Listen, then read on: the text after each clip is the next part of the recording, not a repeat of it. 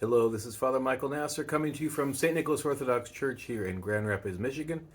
Here with this week's Midweek reflection, and this week I'm reflecting on something that we've all been, I think, reflecting on lately, and that is war. We have seen, in a way we haven't seen in a long time, the horrors of war play out on our screens as we see the video and the horrible pictures coming out of Ukraine. And it's horrible. There's no other way to describe war other than horrible.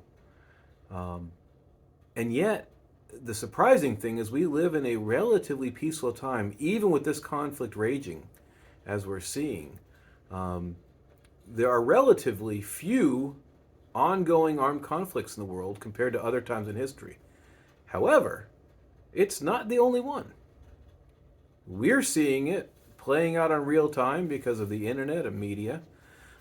But that same internet and media have ignored many other conflicts around the world. Even though there's relatively few compared to other times in history, there are. There's never been a day when war wasn't raging somewhere in the world.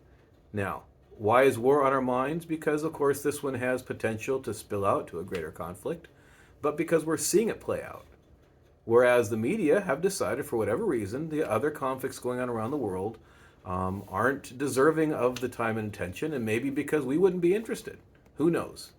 But the reality is, war has been going on, war's always been going on, and it's going on other places that we're not thinking about, and our hearts aren't broken by, even though perhaps they should be. But I actually didn't want to reflect on war. I want to reflect on the fact that war is going on that we're not aware of. And then I want to talk about now the really important thing, as horrible and as important as that is another war that's going on that usually we're not aware of because we don't see it. And that is what we call unseen warfare. By its definition, by its name, it's something we don't see. And yet, at this time in our church calendar, this is the first week of Lent, we are trying to focus on the reality of this unseen warfare in ways that we don't typically, although we always should. Because the reality is, at all times, day and night, all around every one of us, there is a warfare raging that is no less violent and jarring as what we've been seeing coming out of Ukraine. And that is the war between good and evil that's happening all around us. And if we're honest and aware, it's happening within us. All the time there are forces, the spiritual forces of angels and demons around us that we don't see. And all that happens, again, around us, but also within our hearts. There is this battle raging that we're typically unaware of. And what's the effect of it? As bad as what we've been seeing come out of Ukraine and other wars that we've seen play out, warfare, spiritual warfare, unseen warfare, the results are even more devastating because they are eternal results. If we don't battle in this unseen warfare and realize actually that it is being battled all along, then just like any body, a country, a person, a clan, a tribe, whoever, if you're not aware that your enemy is out to kill you, you're much more vulnerable to attack and to defeat. And so while we see this warfare playing out, coming out of Ukraine, and we're praying for all those involved, it's a good reminder for us that one, there's other warfares going on around the world that need our prayers, but more importantly, that all of us, the entire planet, and everybody on this planet, is subject to this unseen warfare. Lent is given to us at a time to perhaps engage in the battle in ways that we always should, but because we haven't, now it's time to re-engage in a more serious way. If we are going to fight spiritual warfare, we have to use the tools that Christ has given us in the church.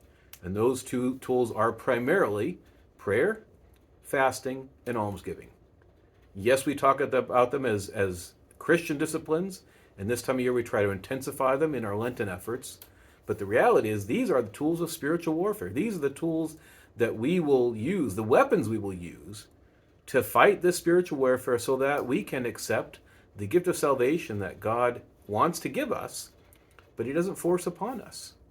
Spiritual warfare is about fighting to accept that gift that we have to receive that we can very easily give up on and very easily give in sometimes very unknowingly and sometimes knowingly, where we actually jump sides and we fight on the side of evil. When we give into temptation, when we give into sin, it's not just about losing our own battle and losing the battle of good playing out around us and in us. We've now jumped sides, and now we're fighting on the side of evil in our anger, in our greed, in our lust, and all these things. When we give into those temptations and engage in those sins, we are spreading evil. We're spreading sin.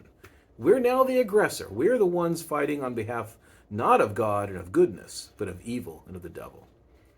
So, again, let's let this playing out of warfare that we're praying for motivate us and wake us up to the reality of the spiritual warfare always going on around us that we don't see.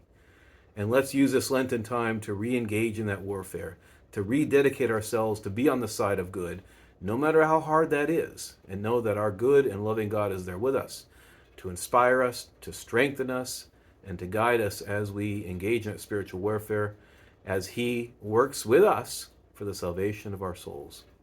May this be a good, powerful Lent for all of us. May we fight this spiritual battle valiantly and engage in the side of God and find our way to the kingdom that He is working to give to us. I hope you found this helpful. If so, please share it with your friends on social media. And God willing, we'll see you in next week's video.